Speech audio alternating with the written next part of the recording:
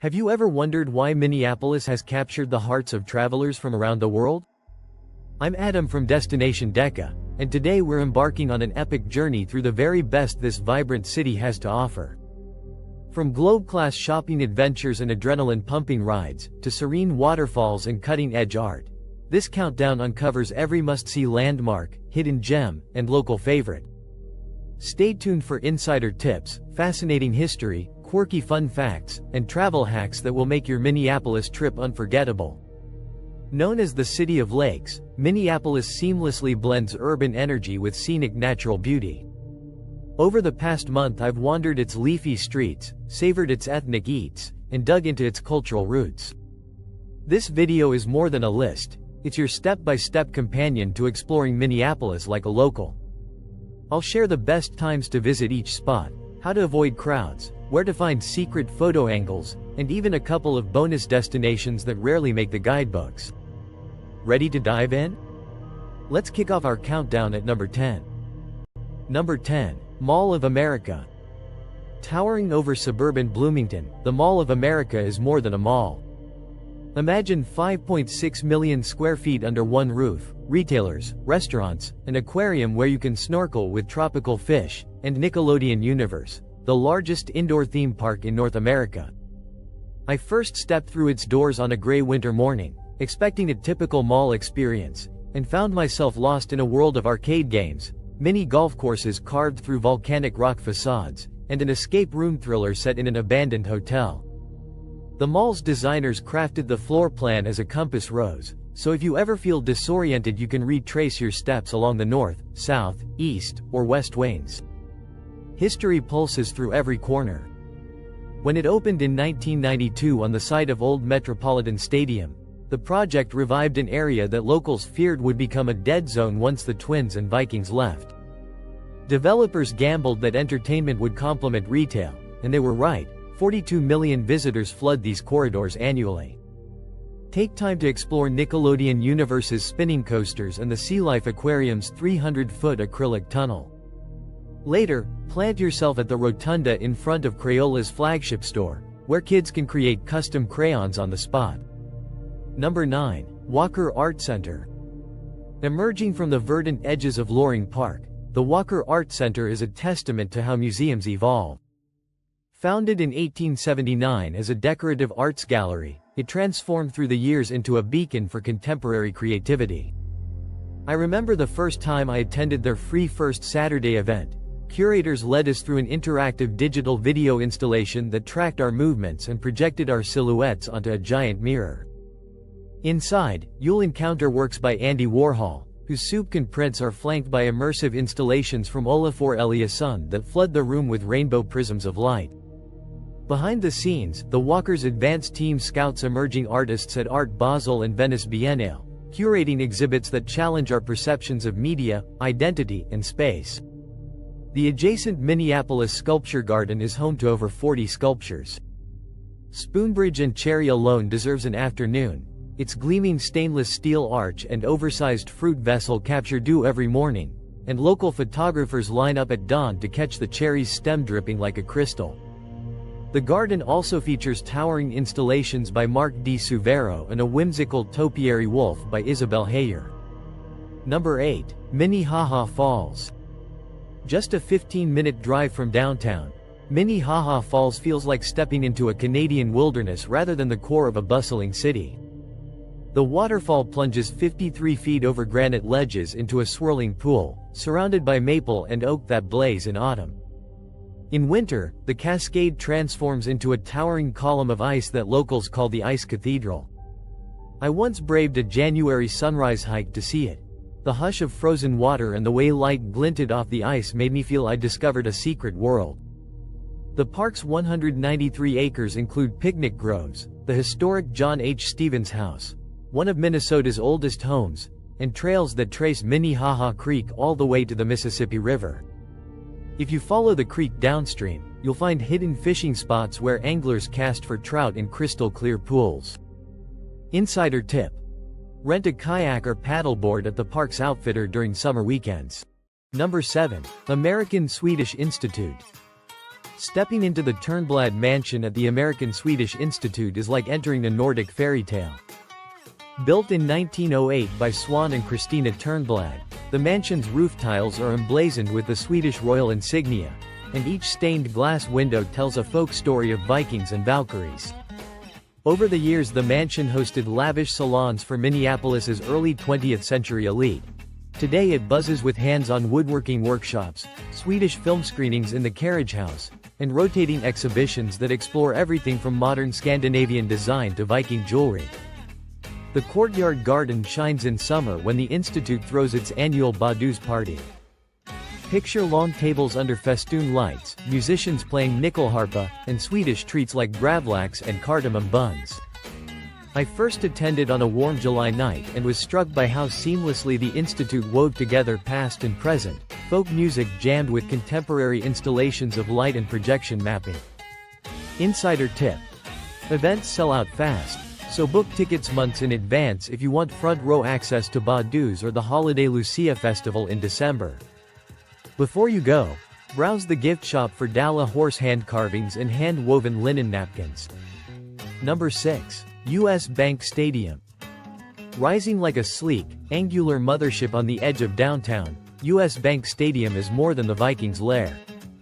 Its angled glass walls and giant triangular roof panels recall Norse longships caught in the wind, and at night the whole structure glows violet for home games. I took the Inside the Game tour last season and walked through the Vikings locker room, where ceiling-to-floor murals depict historic touchdown catches. On the rooftop terrace, you can peer down at the city's strobe lit by stadium lights. The stadium's eco-credentials are equally impressive. A canopy of solar panels powers scoreboards and LED lighting, while a greywater system recycles plumbing runoff for pitch irrigation. Inside, concession stands feature wild rice hot dogs topped with smoked onion jam, a nod to the region's Native American heritage. Insider tip: for a budget-friendly experience, score free tickets to local high school football championships held here every autumn. The crowds are small, but the energy rivals any NFL Sunday. If you're after a Vikings game, consider joining the -44 Tailgate Fan Club. They prepare smoked ribs and host live DJ sets before kickoff. Number 5. Minneapolis Institute of Art. You could spend days wandering MIA's 90,000 works. I recommend starting in the European galleries, where Van Gogh's bedroom in Arles hangs beside a Byzantine icon decorated with real gold leaf. From there, move to the second floor to see an extensive African textile collection, mud cloths from Mali, kente cloth panels from Ghana, each one bearing symbols of family, status, and folklore. The museum's South and Southeast Asian galleries feature bronze Buddhas from the Gupta Empire, and a serene Japanese tea house reconstruction invites you to sit in silence. One highlight is the Jean Nouvel-designed Robert and Arlene Kogod courtyard, a glass and steel shell that floods the space with light and shelters a reflecting pool.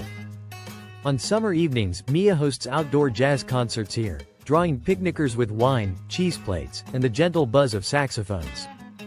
Insider tip: pick up one of the free audio guides at the information desk.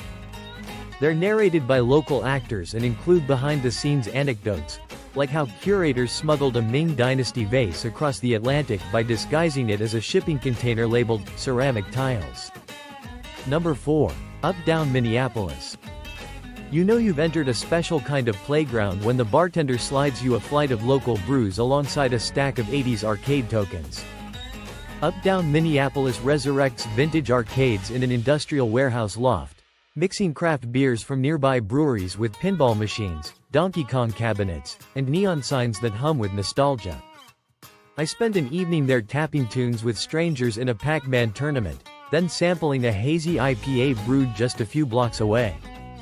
Beyond the nostalgia, Up-Down programmers curate weekly events, 1980s cosplay nights, pinball tournaments where you can win enamel pins, even brewery collabs where a local brewer designs an exclusive pint called the Quarter Schnitzel.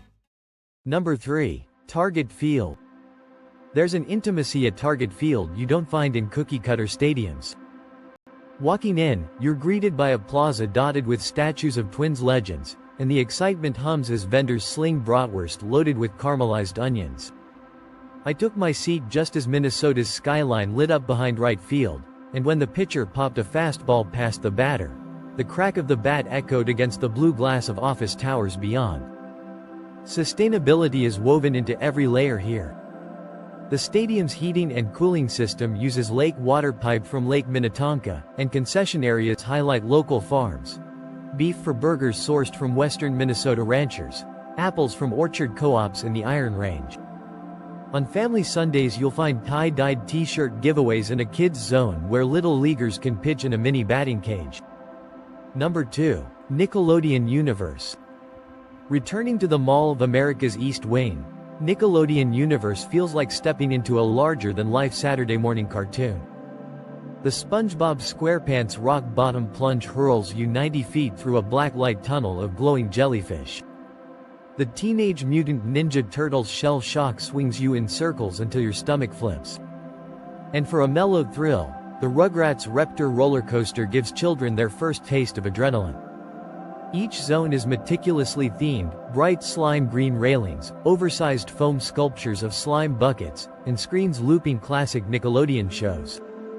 I once timed my ride on the Fairly OddParents spinning fairy fling with a thunderstorm passing outside, and rays of sunlight broke through the east glass wall, lighting the park in an otherworldly glow. Insider tip: book the early entry upgrade if you're here on a summer weekend. You'll sprint to your first ride before the general doors open.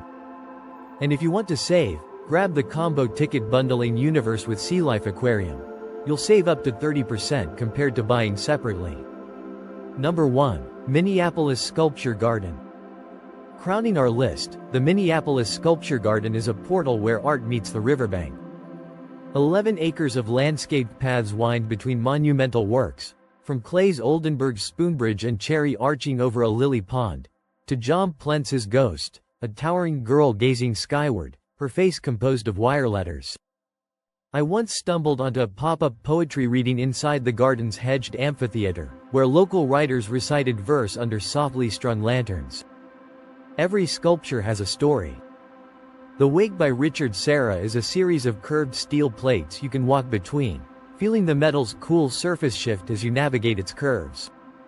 Red Granite Tahiti by Magdalena Abakanowicz is a mosaic-style stack of volcanic stones that evoke distant archipelagos. Insider tip: pick up a yellow Nice Ride bike outside the Walker entrance and circle the garden before pedaling across the Stone Arch Bridge to catch the Mississippi from above. Bring a picnic blanket and a local cheese plate. On summer Sundays the garden's lawns fill with families, and you can lie back beneath public art while an ice cream truck lingers at the north gate. Bonus spot 1. Stone Arch Bridge, built in 1883 from limestone quarry just blocks away. This pedestrian bridge is the only Stone Arch Railroad bridge ever built across the Mississippi River. Once you step out onto its 23 spans, you feel the pulse of history underfoot. Once trains thundered along here, carrying flour and grain from the mills. Now joggers and cyclists claim its planks. I timed a sunrise run here and watched steam rise off the river in pastel hues, then crossed to St. Anthony, Maine for French press coffee in a refurbished grain warehouse. Bonus spot 2. Mill City Museum, rising from the charred remnants of Washburn A Mill.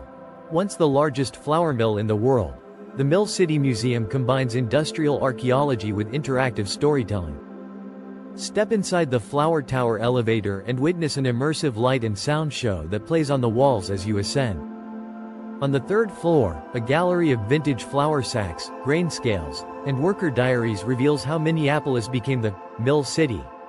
If this deep dive has you packing your bags for Minneapolis, smash that like button and subscribe to Destination Deca for more comprehensive travel guides. Hit the notification bell so you get every insider tip the moment it's live. Drop a comment below with which Minneapolis landmark you can't wait to explore, or share a hidden gem we should uncover next.